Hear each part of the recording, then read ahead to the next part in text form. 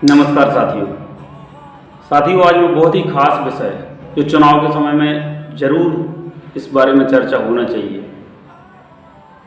शिक्षा की स्थिति और उसमें सुधार, इस विषय पर ज़रूर प्रत्याशी को, उसके समर्थकों को व जनता को चर्चा का विषय बनाना चाहिए।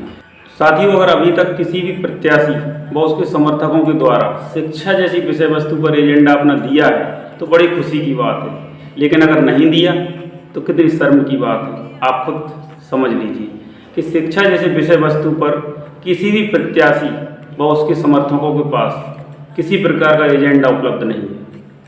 क्या विकास कर पाएंगे ये?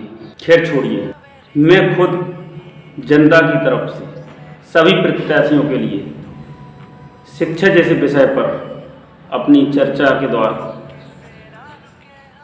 एजेंडा देने की कोशिश करता हूँ।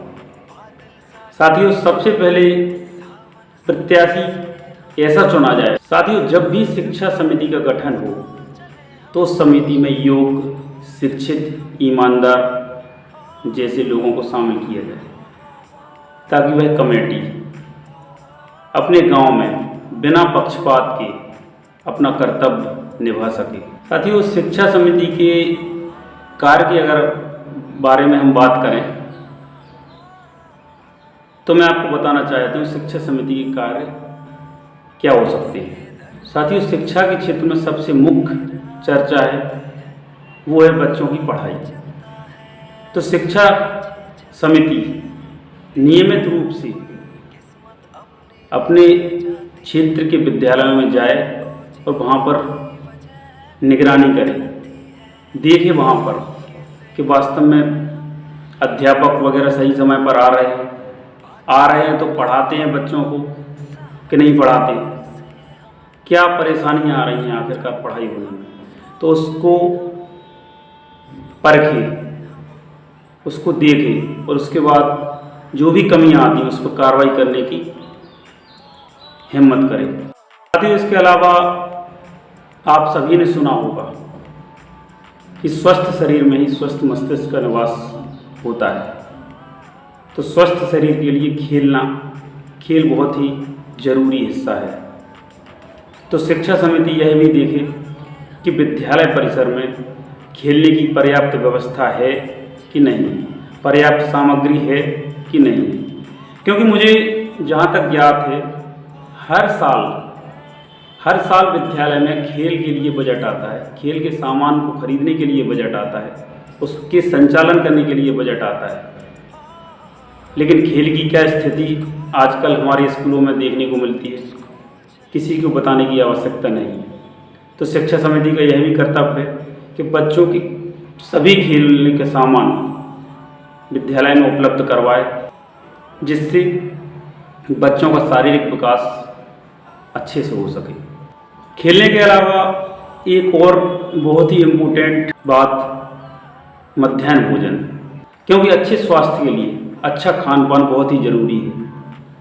शासन के द्वारा कितनी अच्छी स्कीम मध्याह्न भोजन कार्यक्रम संचालित की जा रही है, लेकिन इसकी हकीकत क्या है आप सबको पता है। कोई ना कोई करीबी या आपस का संबंधी उस मध्याह्न भोजन को संचालित करता है और किसी की हिम्मत नहीं होती कि उसको सही से चलाने के लिए उसको कह सके। तो पंचायत समिति का यह पूरा कर्तव्य कि वो नियमित रूप से मध्याह्न भोजन की भी जांच करे और यदि उसमें कोई कमी पाई जाए तो उसका बिना पक्षपात के उस पर कार्रवाई करे। इसके अलावा सभी स्कूलों में प्रयोगशालाएं किस तरह से संचालित हो रही हैं, उसमें प्रैक्टिकल कैसे करवाए जा रहे हैं, आप सभी को ज्ञात है। किसी भी बच्चे को एक भी प्रैक्टिकल मुझे नहीं लगता करवाया जाता हो। प्रैक्टिकल के लिए भी हर साल शासन के द्वारा बजट आता है, लेकिन वो कहाँ चला जाता है वो आप सब जानते हैं। तो मैं आपसे कहना चाहूँगा कि पंचायत समिति ऐसी होना चाहिए कि जो प्रैक्टिकल पर भी ध्यान दें, जितने भी प्रैक्टिकल 1 से 8 तक, क्योंकि पंचायत समिति का अधिकार क्षेत्र प्राइमरी स्कूल और मिडिल स्कूल दोनों तक होता है। तो उन प्राइमरी से लेकर मिडिल यानी 1 से 8 तक जितने भी विद्यालय हैं और जितने भी उसमें प्रैक्टिकल वर्क है उसको लागू कराए, उसकी निगरानी करें कि प्रैक्टिकल वर्क हो रहे हैं कि नहीं हो रहे। इसके अलावा विद्यालय में लाइब्रेरी की व्यवस्था है कि नहीं, क्योंकि रोज की किताबों के अलावा भी कई किताबें अलग अलग शिक्षा हमें देती हैं। तो लाइब्रेरी की व्यवस्था भी स्कूल में होना बहुत ही महत्वपूर्ण है।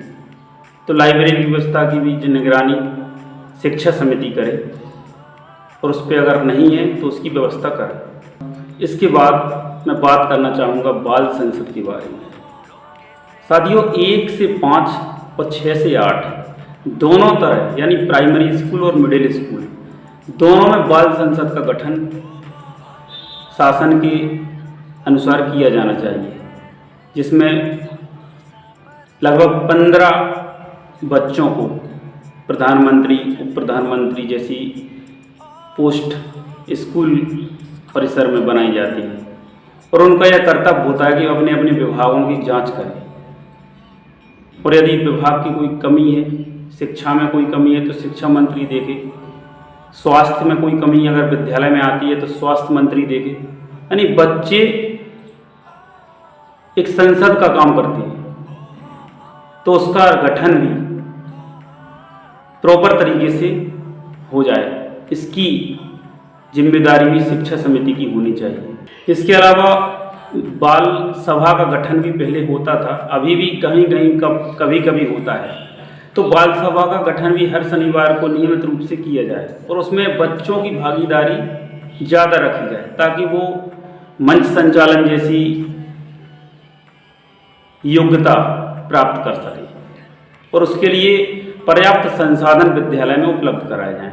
जैसे माइक वगैरह की व्यवस्था प्रत्येक विद्यालय में उपलब्ध हो ताकि सही से कोई भी सांस्कृतिक कार्यक्रम, कोई भी शहीद दिवस, कोई भी दिवस अगर मनाना हो तो अच्छे से विद्यालय परिसर में वो मनाया जा सके। और जो मुख्य रूप से सांस्कृतिक कार्यक्रम सभी विद्यालयों में मनाए जाते हैं उनकी व्यवस्था भी पंचायत समिति समय समय पर निगरानी करे कि A1 क्लास की सांस्कृतिक कार्यक्रम मनाने की व्यवस्था की जाए। इसके बाद मैं स्कूलों में बिजली के बारे में बात करना चाहता हूँ कि बिजली की सुविधा है कि नहीं, क्योंकि मुझे जहाँ तक पता है, पहले मैंने भी देखा है कि बिल जरूर आता है बिजली का, लेकिन बिजली नहीं आती। और प्रत्येक क्लास में पंखे वगैरह की व्यवस्था है कि नहीं, पंखा, लाइट की अगर ज़रूरत है तो लाइट है कि नहीं, तो इसकी व्यवस्था भी पंचायत समिति समय समय पर निगरानी करके करे। यदि कोई कमी पाई जाती है तो उसको पूरा करने के लिए प्रेरणा दें। इसके बाद पेयजल, पीने के पानी की व्यवस्था स्कूल में प्रॉपर तरीके से है कि नहीं, इसकी निगरानी भी पंचायत समिति करे और यदि कोई कमी है तो उसको यथाशीघ्र समाधान करें। साथियों, आप सभी को पता है प्रत्येक विद्यालय में शौचालय की व्यवस्था शासन के द्वारा की गई है, लेकिन वास्तव में शौचालय की स्थिति क्या है, प्रत्येक विद्यालय में कैसी है, हम सबको पता है। तो शिक्षा समिति का यह भी कर्तव्य है कि प्रत्येक विद्यालय में, अपने क्षेत्र के प्रत्येक विद्यालय में शौचालय की स्थिति देखें और वास्तव में वो उपयोगी है या ताला लगा रहता है या बच्चे उसमें जाने ही नहीं पाते, गंदा डाला रहता है, पानी की व्यवस्था नहीं है, तो इसकी निगरानी भी शिक्षा समिति करे और उसको A1 क्लास की व्यवस्था शौचालय वगैरह की भी करे। और विद्यालय में नियमित रूप से साफ सफाई, रंग रोगन अच्छे से किया जाता है कि नहीं किया जाता, क्योंकि हर साल बजट हर चीज़ का आता है, लेकिन सब मिलीजुली सरकार, मिलीजुली लोग, कुछ पता नहीं चलता कि होता क्या है। तो इसकी निगरानी भी पंचायत शिक्षा समिति सरपंच के साथ करे। इसके अलावा पर्यावरण के प्रति जागरूकता, बच्चों में प्रेम पर्यावरण के प्रति, उसकी प्रेरणा विद्यालय में दें। कई विद्यालयों में, लगभग अधिकांश विद्यालयों में रंगीन टीवी की व्यवस्था भी शासन के द्वारा की गई थी।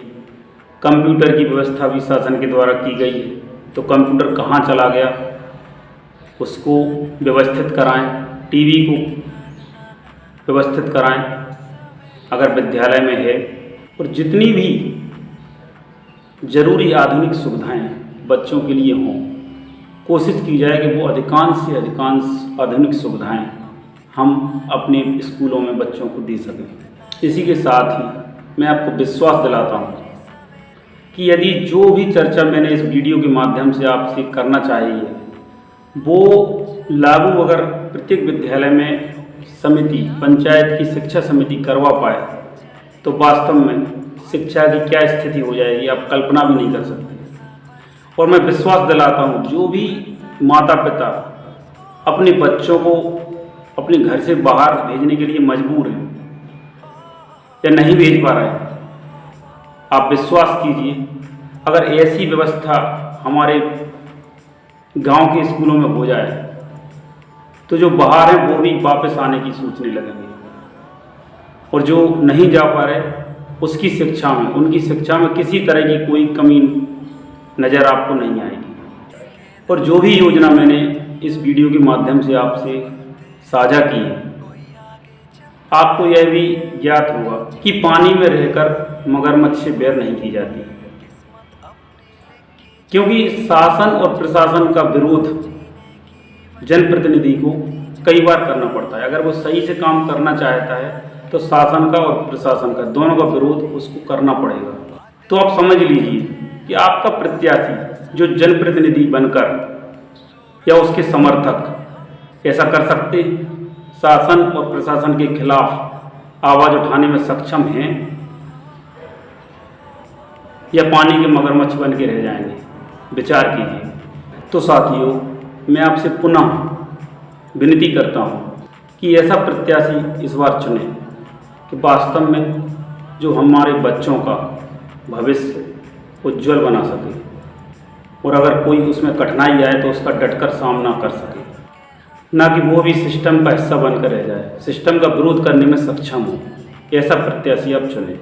अब आप अच्छे से इस वीडियो पर विचार कीजिए और अपने दिल से पूछिए कि वास्तव में ऐसा प्रत्याशी आपकी नज़र में है या फिर वो भी सिस्टम का हिस्सा बनकर रह जाएगा और जो अभी तक होता आया है वही चलता रहेगा। विचार कीजिए। धन्यवाद।